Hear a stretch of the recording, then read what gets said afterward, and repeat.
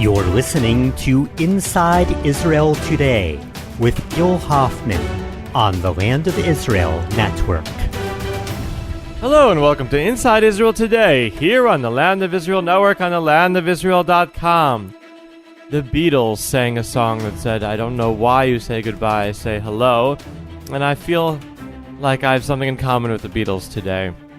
Because we haven't done this show in so long, because there have been so many holidays, all of them seeming to come on a Tuesday or right around a Tuesday.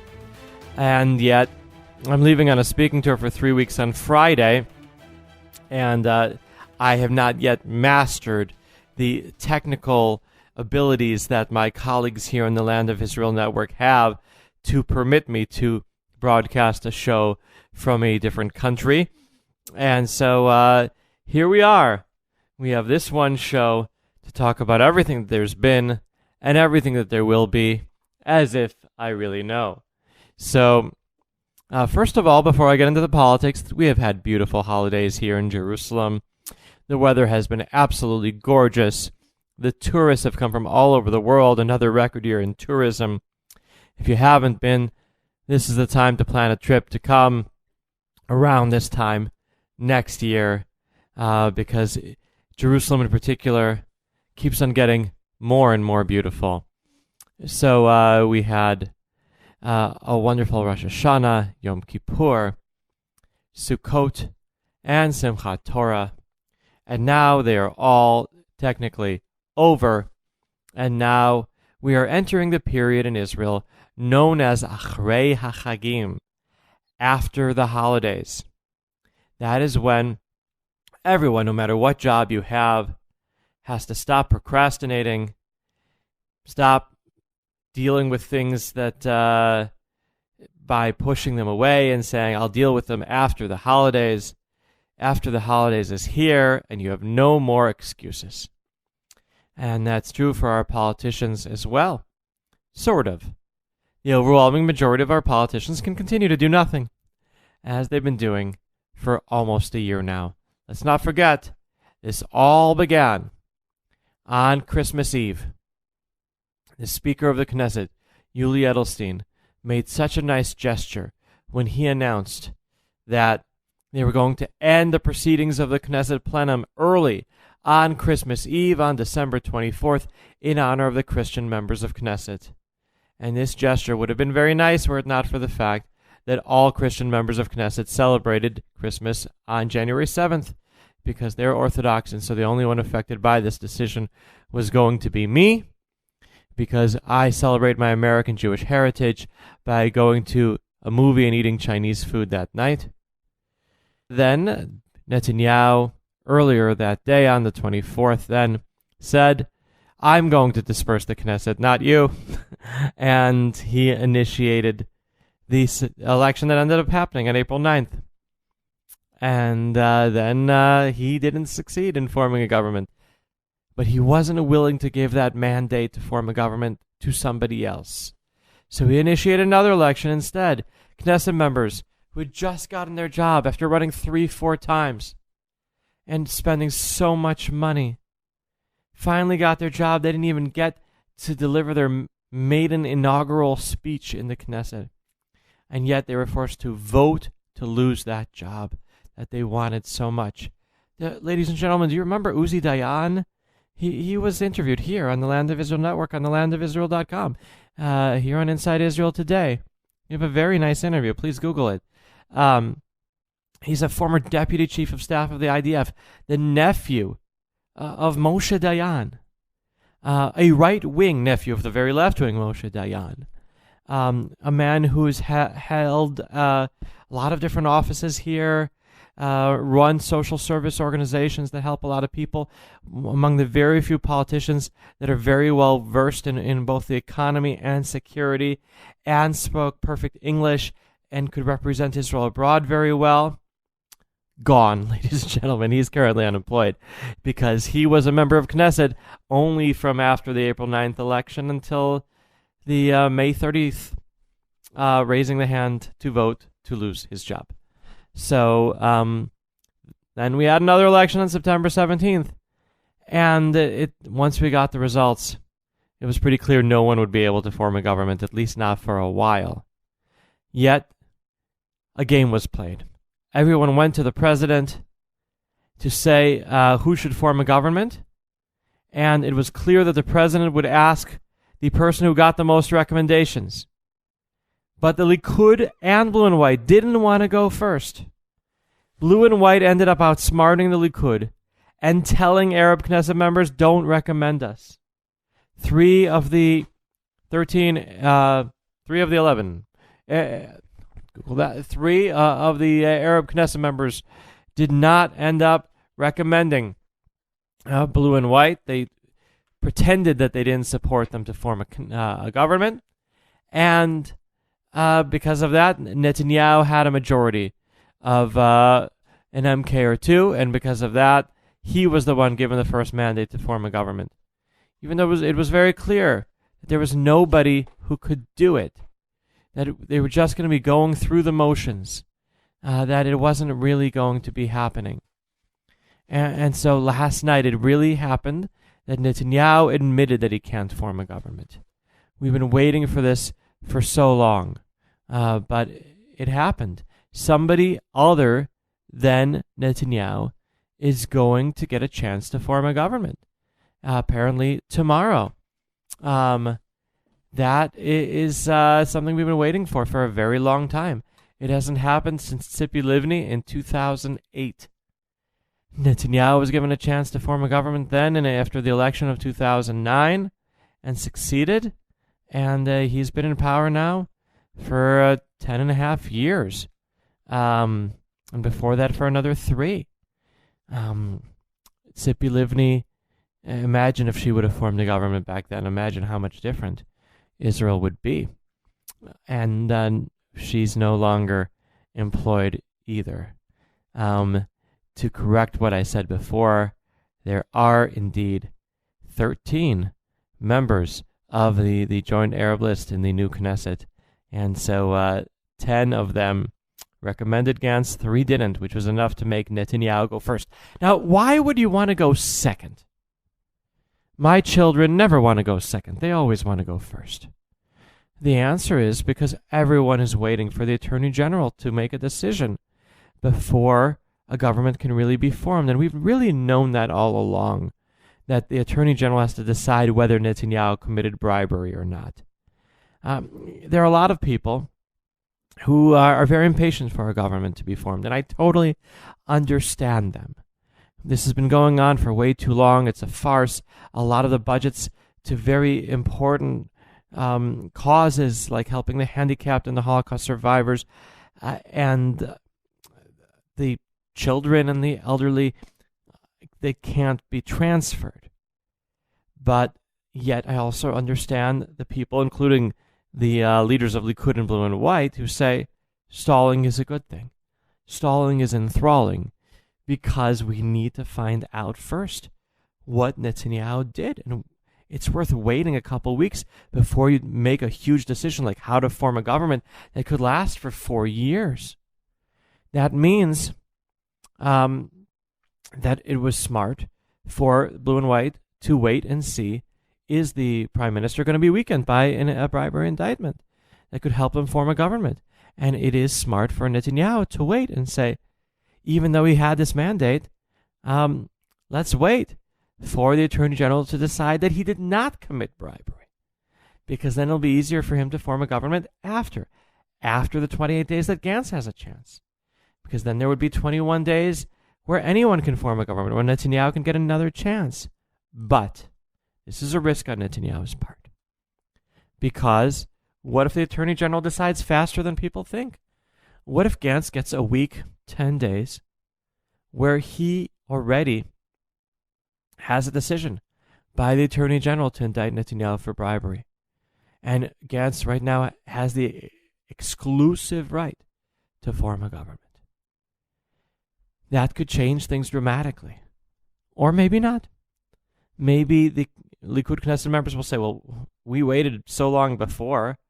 We can wait another few days until Netanyahu can then form a government himself, even though he's been indicted for bribery.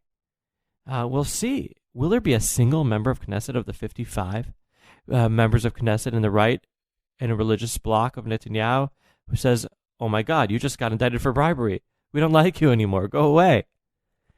I have absolutely no idea, ladies and gentlemen. And I'm saying this not as your average man on the street. I'm saying this as a reporter who talks to these Knesset members day in and day out, and in fact, over the past week has actually talked to Likud Knesset members who are most open in their opposition to Netanyahu. I've asked them, are you going to force Netanyahu out? And the answer I've gotten sounded like a no, even if he gets indicted for bribery. Mainly because it's impossible. You can't do it with one. You can't do it with two. And there's certainly not anywhere close to a majority of the Likud's 32 Knesset members who would be in favor of saying, Netanyahu, you've just been indicted for bribery, you can't stay in office. Let's remember the law. The law says that if you're a Knesset member and you get indicted, you have to quit. Netanyahu is a Knesset member. Doesn't he have to quit? Well, the law also says that a prime minister, if indicted, doesn't have to quit. Actually doesn't say that. It says that prime minister has to quit if convicted. What does it say about a prime minister indicted? It doesn't say anything. By logic, if a prime minister has to quit if convicted, he doesn't have to quit if indicted. Logic, though, if a Knesset member gets indicted and he does have to quit, Netanyahu is a Knesset member. That means that this is going to be decided by the Supreme Court. There will be petitions that say Netanyahu has to quit that will force the Supreme Court to rule. The Supreme Court does not like Netanyahu very much. The Supreme Court would love to have Netanyahu forced out. But will it really happen? The experts on the Supreme Court tell me probably not. So there could potentially be a political uprising against Netanyahu if he gets indicted for bribery, but probably not. There could potentially be legal interference to make Netanyahu step down if indicted for bribery, but probably not. So what happens, ladies and gentlemen? Well, we get to those 21 days, and at first, nothing happens. Because Israelis don't do anything far ahead of a deadline.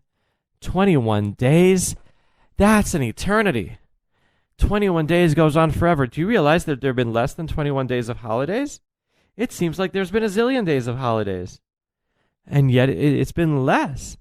Now we're going to go into those 21 days. And we'll wait. We reporters will speculate a lot. We'll be working pretty hard, I believe, during that time. It's the last few days. We're talking about December 11th or 12th being the deadline right now to form a government. Until Netanyahu returned his mandate to form a government 2 nights early last night, it looked like it was definitely going to be December 12th. The 12th day of the 12th month, shortly before 12 midnight, would be the deadline. Right now it's looking like Reuven Rivlin will give Gantz the mandate to form a government tomorrow, Wednesday, which would make the 11th the deadline. And the 11th day of the 12th month at approaching 12 doesn't sound quite as haunting. That is not what would be in an Edgar Allan Poe kind of book there. But it is what it is. And around then, somebody will form a government, I believe. I don't know whether it would be Gantz going first and Netanyahu second, or Netanyahu going first and Gantz second. But a unity government still remains the easiest government to form. And if you don't have such a government, we'll go to elections immediately. And nobody wants that. We would have another election apparently on the 10th of March.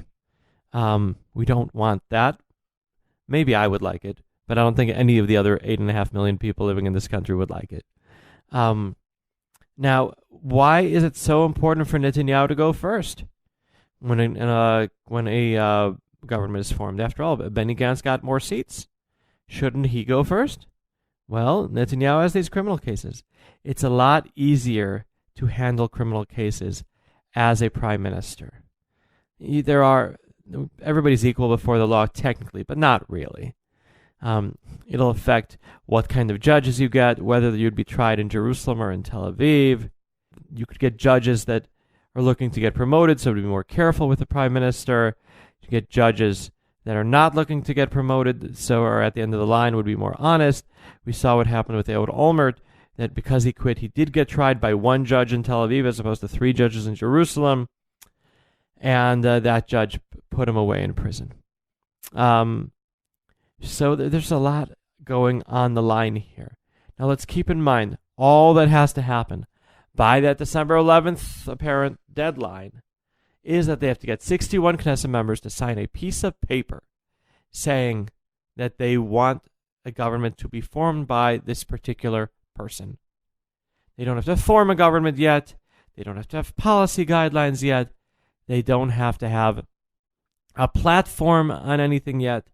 They don't have to have appointments to cabinet positions yet. All they have to have is a petition, like you have a petition for anything else. That petition has to have 61 names on it. That's it. Now, after that, what is the deadline to form a real actual government with ministers? The answer is it doesn't say in the law. It could take 2 years. It doesn't say. But if you get those 61 members of Knesset's names on a piece of paper, then they prevent an election. We've never had anything approaching this before. We've never gotten to that 21-day loophole before. So we're still trying to figure out what it is. And when you're still trying to figure things out, and when laws have not been passed about how to handle them, then that's when courts end up coming in, and you end up having a coalition crisis, a constitutional crisis in a country with no constitution. Now, there is another possibility which Netanyahu has been talking about a lot lately, which is that Gantz will form what's called a minority government. They have them around the world, where they don't have a majority, but they have some Knesset members, some parliament members on the outside, providing a parliamentary safety net that prevents the government from falling. Well, what if you have a government of blue and white alone? Just those 32. But then you have Labor and what was once called Meretz and is now called the Democratic Union, and the Yisrael Beitenu and the Arab List, all on the sidelines, all saying we don't want this government to fall. When it comes to key legislation, they'll pass it. When it comes to things they don't. They can't really get much done, but at least there's no election. That could end up happening. Or you could have blue and white together with Lieberman, and that's it. Or blue and white together with Labor and Meretz, and leave Lieberman and the Arabs together on the sidelines doing the exact same thing, which right now sounds a little strange, but you never know, because you could have the Arabs and the Yisrael Beitenu both having in common that they don't want Netanyahu to be the prime minister anymore. That could be enough to keep them together. Let's not forget something we've been saying all along this entire process. The strongest emotion that unites people in politics is not love, it is hate. And this hatred of Netanyahu is strong.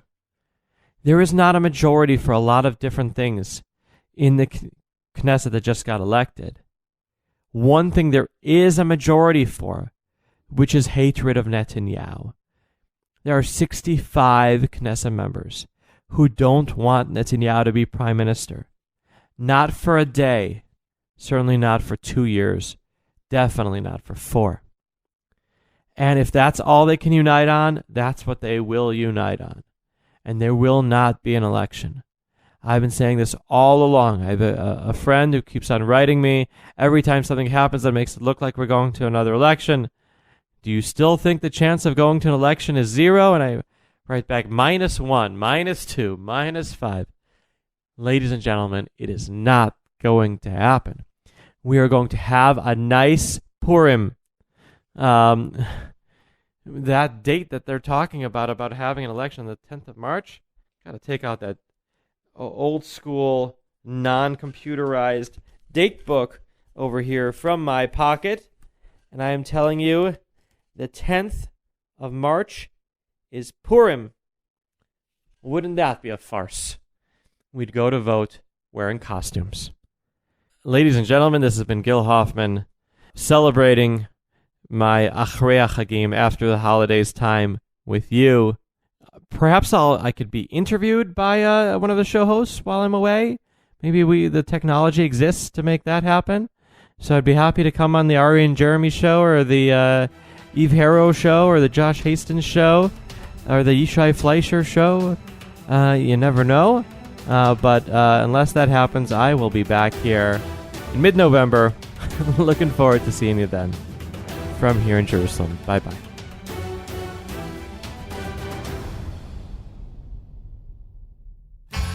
Hi, this is Eve Harrow, host of Rejuvenation on the Land of Israel Network.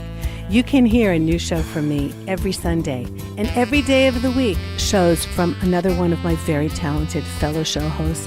Reach me, Eve, at thelandofisrael.com, and keep listening, everybody. We love your feedback.